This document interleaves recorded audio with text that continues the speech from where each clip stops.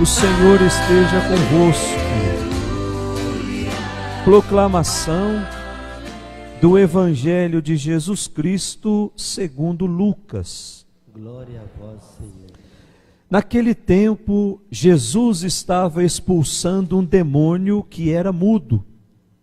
Quando o demônio saiu, o mudo começou a falar, e as multidões ficaram admiradas. Mas alguns disseram: é por Beelzebu, o príncipe dos demônios, que ele expulsa os demônios. Outros, para tentar Jesus, pediam-lhe um sinal do céu. Mas conhecendo seus pensamentos, Jesus disse-lhes: todo reino dividido contra si mesmo será destruído, e cairá uma casa por cima da outra. Ora, se até Satanás está dividido contra si mesmo, como poderá sobreviver o seu reino? Vós dizeis que é por Beelzebu que eu expulso os demônios. Se é por meio de Beelzebu que eu expulso demônios, vossos filhos os expulsaram por meio de quem? Por isso, eles mesmos serão vossos juízes. Mas, se é pelo dedo de Deus que eu expulso os demônios, então chegou para vós o reino de Deus. Quando um homem forte e bem armado guarda a própria casa, seus bens estão seguros. Mas quando chega um homem mais forte do que ele, vence-o, arranca-lhe a armadura na qual ele confiava e reparte o que roubou. Quem não está comigo está contra mim, e quem não recolhe comigo dispersa. Palavra da salvação. Glória a vós, Senhor. Não fecheis o coração, ouve hoje a voz de Deus.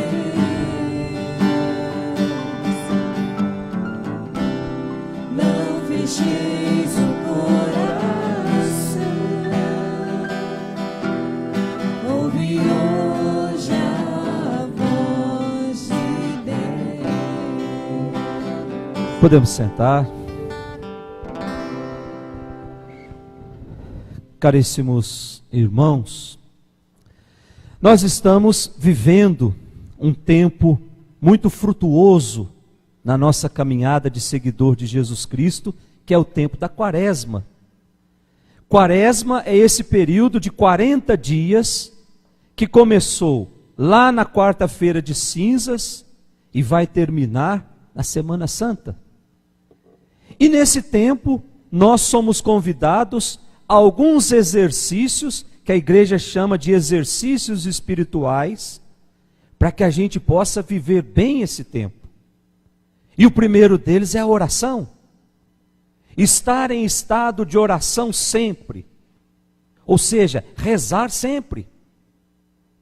Mas a oração, nós precisamos entender uma coisa.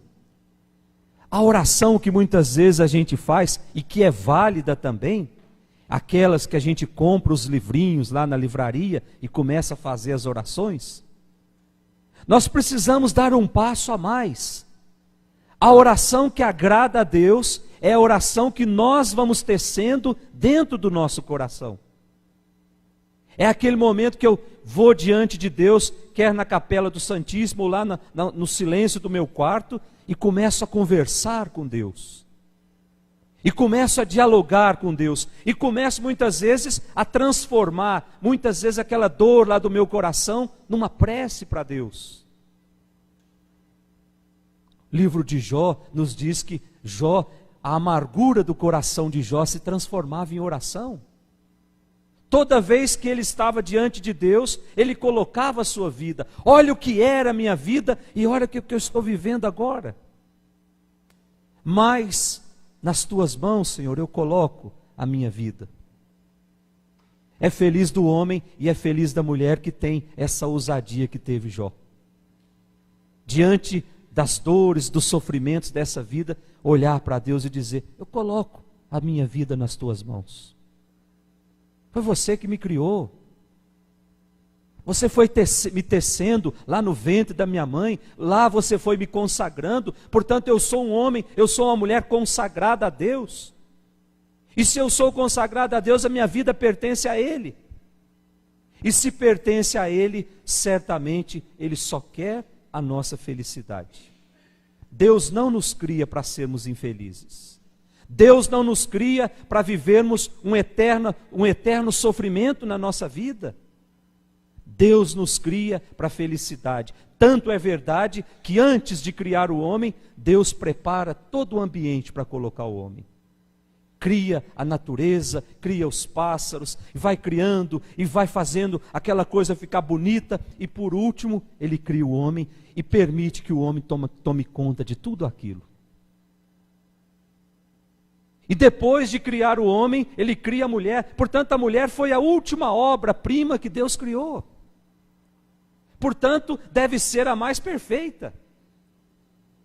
E de fato é a mais perfeita. E Ele nos coloca lá no paraíso e dá tudo aquilo de presente para nós. Agora, meus irmãos, pensem comigo. Se é de Deus que vem todos os males, como muitos afirmam, por que é que Ele criou toda aquela beleza e nos deu de presente? Hoje não fecheis o vosso coração. Ouvi a voz do Senhor. Nós acabamos de cantar isso no Salmo. Primeira leitura que nós ouvimos, profeta Jeremias, capítulo 7. Nós já estudamos algum tempo atrás o livro do profeta Jeremias, que escreve mais ou menos 600 anos antes de Cristo. E ele escreve para um povo que estava cada dia se afastando mais de Deus. Escreve para um povo que estava criando o seu próprio Deus e colocando nesses deuses as suas seguranças e as suas esperanças.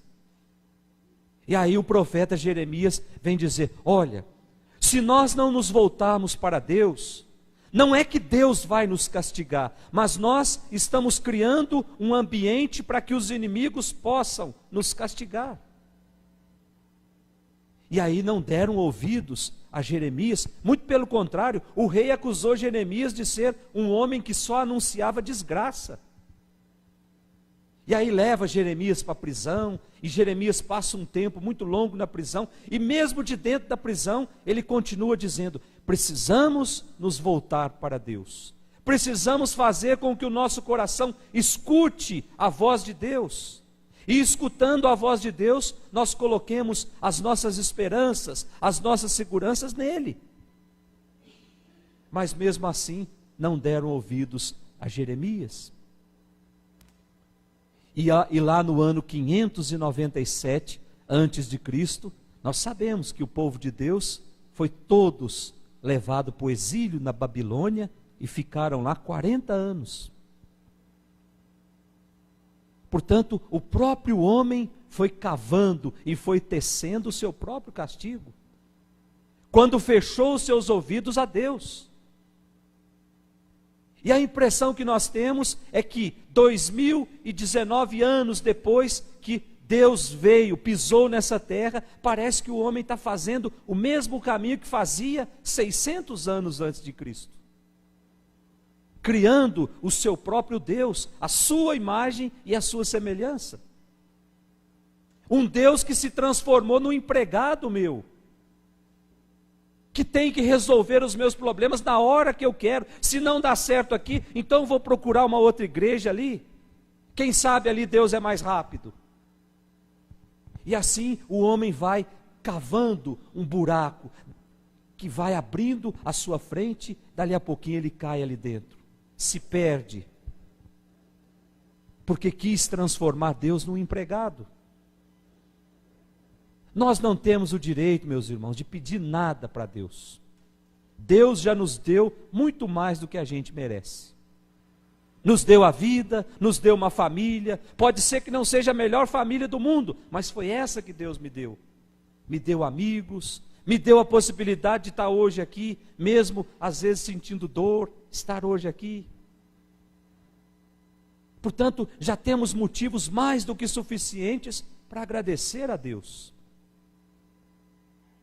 Mas Deus também nos ensinou a pedir. Pedi e vos será dado. Batei e a porta vos será aberta. Pedir a partir da minha intimidade com Ele. Quando a gente se torna muito íntimo de uma pessoa, a gente tem coragem de pedir coisas que a gente não pede por um estranho. Por exemplo, quando eu vou sair para cuidar dos meus filhos pequenos que ficaram em casa. Eu não peço isso para um estranho. Eu peço para quem é próximo. E aquela pessoa prontamente vai nos atender. E quando nós nos tornamos próximos de Deus, nós nos tornamos íntimos de Deus, aí sim nós podemos pedir. Mas Deus vai atender de acordo com a sua vontade.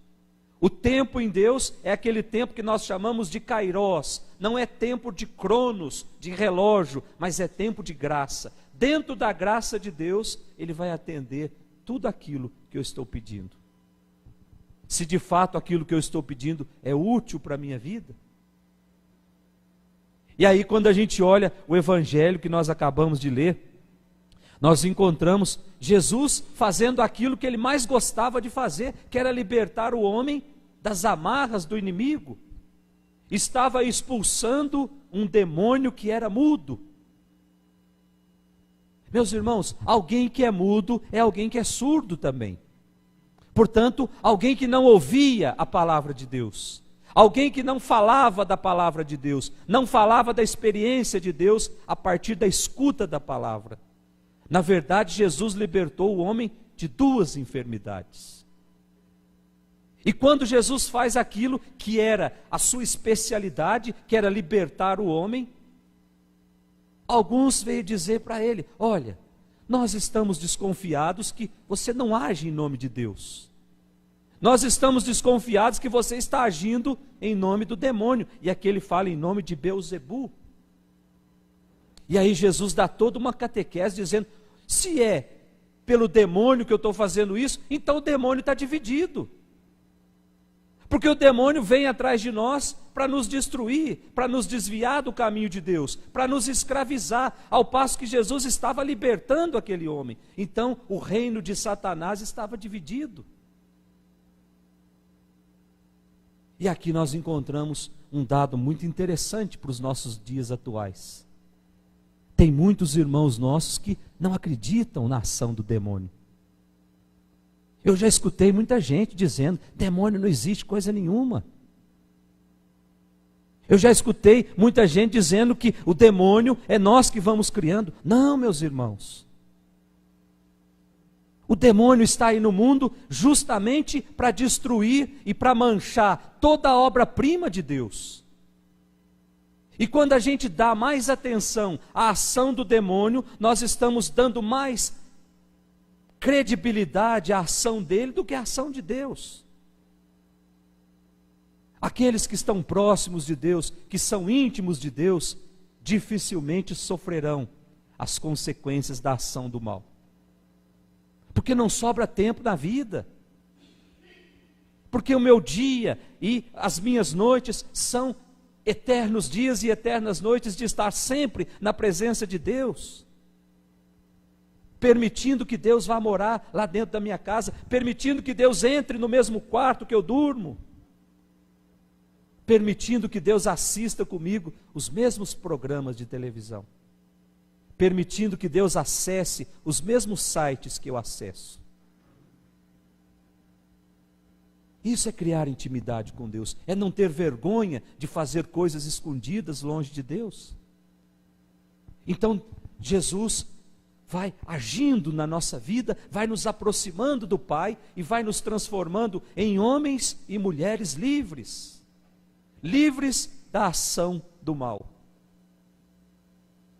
Hoje o demônio tenta nos cegar diante da beleza da criação. E muitas vezes a gente não enxerga nem sequer que alguém dentro da nossa casa está precisando de um abraço, está precisando de uma palavra amiga. Portanto, nessa Eucaristia que nós estamos celebrando, vamos pedir que Jesus expulse de nós tudo aquilo que tira a nossa dignidade de filho de Deus. Domingo nós vamos ouvir o evangelho do filho pródigo.